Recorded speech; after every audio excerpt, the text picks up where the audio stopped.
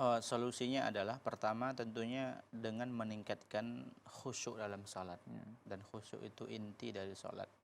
Ya, bisa saja salat seorang tersebut menjadi salat yang ya kering dari pahala ketika dia tidak ada khusyuk. Ya, maka khusyuk ini suatu hal yang banyak dan panjang dibicarakan oleh para ulama. Ya, sehingga para ulama, baik ulama-ulama salaf, ya, mereka mengarang buku dikarang oleh Al-Imam Al-Marwazi, Al-Khusyuk fi Shalah.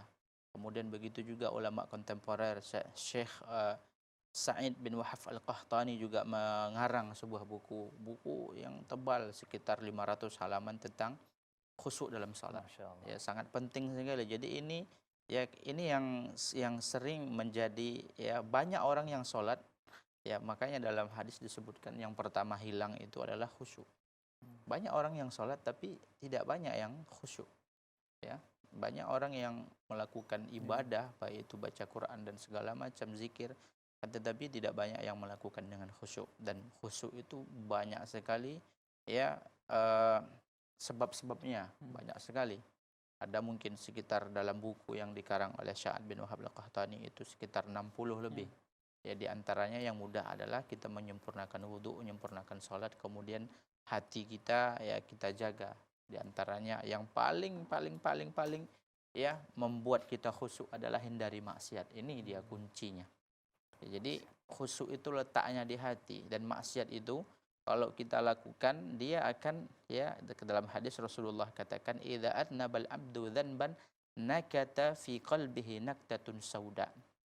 Maka hatinya akan hitam, hatinya akan berat untuk dibawa khusyuk, ya. Jadi itu solusi pertama, ya, kuatkan khusyuk, jaga khusyuk, rawat dia mulai dari awal itu, ya. Kemudian buat mukaddimahnya apa? Salat sunnah. Jadi salat sunnah qabliyah itu kata para ulama beda fungsinya dengan salat sunnah ba'diyah. Kalau salat sunnah qabliyah itu dia sebagai pemanasan. Jadi sebelum kita masuk kepada inti, ya, hati kita ini sudah mulai, ya, sudah mulai menghadap Allah. Jadi nanti ketika masuk kepada inti dia sudah ada apanya gitu, mukaddimah atau prolognya. Sedangkan yang sesudah itu, ba'diyah itu fungsinya adalah menutup kekurangan-kekurangan, iya, menutup penyempurna, ya, dari kekurangan-kekurangan yang ada. Kemudian pun para ulama juga menyebutkan kenapa, ya, kenapa pertama kali ketika kita setelah sholat yang kita ucapkan itu istighfar. Assalamualaikum warahmatullahi wabarakatuh. Assalamualaikum. Astaghfirullah, astaghfirullah. Kenapa? Para ulama menyebabkan karena, ya, banyaknya kekurangan-kekurangan, kewajiban-kewajiban khusyuk kita yang tidak sempurna. Maka kita minta ampun kepada Allah atas ketidaksempurnaannya sholat kita atau tidak khusyuk kita yang tidak sempurna. Jadi memang masalah khusyuk ini masalah yang panjang, dan ini dibahas oleh para ulama, dan dia intinya sholat. Ya, intinya ruh dari sholat itu adalah khusyuk. Ya. Kemudian bagaimana ini solusi kita sebutkan tadi. Jadi solusinya adalah khusyuk, jaga khusyuk kita. Terus bagaimana kalau seandainya itu terjadi, ya? Maka dalam hadis yang diriwayatkan oleh Imam Muslim, Rasulullah Shallallahu Alaihi Wasallam bersabda, "Idza shalla ahadukum wa lam yadri kam shalla." Apabila salah seorang di antara kalian sholat, kemudian dia ragu, dia nggak ingat berapa rakaat dia sholat, ya, maka falyatrahis syakka wal yabni ala mastaiqan.